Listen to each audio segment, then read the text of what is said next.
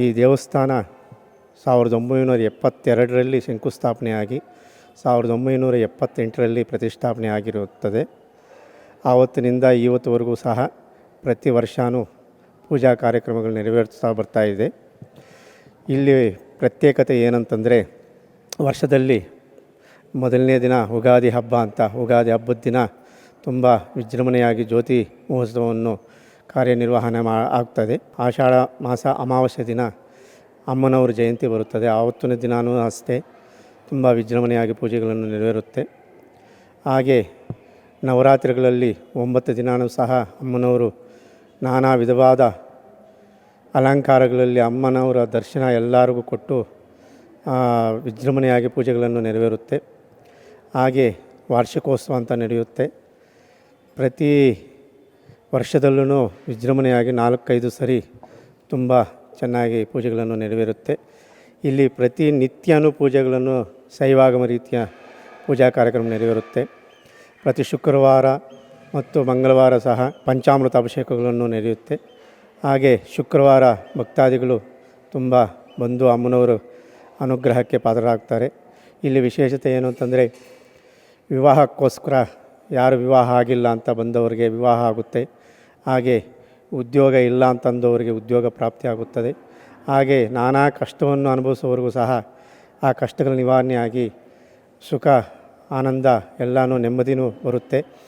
ಇಲ್ಲಿ ಬಂದಿರೋರು ಭಕ್ತಾದಿಗಳು ತುಂಬ ಜನನೂ ಸಹ ಇದೇ ರೀತಿಯಾಗಿ ಹರಕೆಗಳನ್ನು ಇಟ್ಕೊಂಡು ಹೋಗ್ತಾರೆ. 9 ವಾರ ಈ ಥರ ನಿಂಬೆಹಣ್ಣು ಆರತಿಗಳು ಈ ಥರ ಬೆಳಗಿಸ್ಕೊಂಡು ಹೋಗ್ತಾ ಇರ್ತಾರೆ. ಹಾಗೆ ಮಂಗಳವಾರ ವಿಶೇಷವಾಗಿ ಸುಬ್ರಹ್ಮಣ್ಯ ಸ್ವಾಮಿಗೂ ಪೂಜೆಗಳನ್ನು ನೆರವೇರುತ್ತೆ.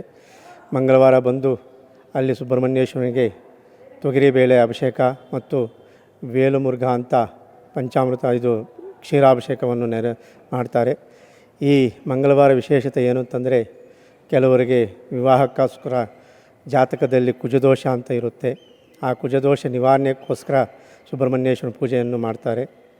ಹಾಗೆ ತುಂಬ ಭಕ್ತಾದಿಗಳಿಗೆ ಏನು ಫಲ ಬೇಕೋ ಆ ಫಲವನ್ನು కొడువంతದ್ದು అమ్మ శక్తి ಇದೆ.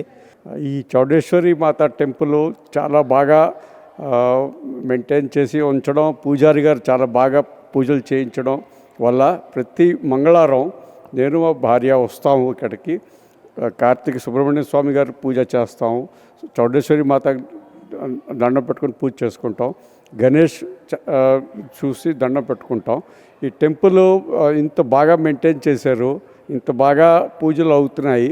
దీనివల్ల మాకు ఒక నమ్మకం కలిగింది. ఇక్కడ అమ్మవారికి దండం పెట్టుకుని కార్తీక సుబ్రహ్మణ్య స్వామి గారికి దండం పెట్టుకుంటే అంత మంచి కోరుతుందని గణేష్ని కూడా అదే దండం పెట్టుకుంటూ ఉంటాం. కోయిల ఇలాగ మెయింటైన్ అయ్యి ఇలాగ ఉంటే మన అందరూ జనాలకి ఎవరి దేవుడు అంటే నమ్మకం ఉంటుందో వాళ్ళు ఇక్కడికి వచ్చి దండం పెట్టుకుంటే మనస్తృప్తిగా ఫుల్ సాటిస్ఫాక్షన్ తోటి ఎప్పుడు మనసు సరదాగా ఉంటుంది. పిల్లలు పెళ్ళిళ్ళ గురించి అని పెళ్ళి కుదరాలని ఇక్కడికి సుబ్రహ్మణ్య స్వామి కోవిల్కని వస్తున్నాము. దాంతోపాటు ఈ చౌడేశ్వరి అమ్మవారు గణేష్ అందరూ ఉన్నారు, దండం పెట్టుకుంటున్నాం ఇక్కడ. దానికి నుంచి అన్నారు చెప్పారు మాకు ఈ కోవిల్ గురించి, మేము కనుక్కొని వచ్చాం. కానీ వచ్చిన తర్వాత చూసాం ఏంటంటే ఈ కోవిల్ చాలా బాగా మెయింటైన్ చేస్తున్నారు, చాలా బాగా డెకరేట్ చేస్తున్నారు. పూజలు అవి మధ్యని లాస్ట్ ఇయర్ కొంచెం పూజలు అవి కూడా అటెండ్ చేసాం. కార్తీక మాసంలో వాటిలో కూడాను గిరిజా కళ్యాణం ఇవన్నీ కూడా అయ్యాయి. మళ్ళా ఈ మధ్యనే కొంచెం 50 ఇయర్స్ తర్వాత రెనోవేట్ చేస్తారని అభిషేకాలు అవి కూడా చేశారు, నిజ రూప దర్శనం అవన్నీ. సో ఇక్కడ వచ్చిన తర్వాత ఒక మంచి ఫీలింగ్ ఉన్నది. విషెస్ అన్నీ పూర్తవుతాయని హోప్ చేస్తున్నాం.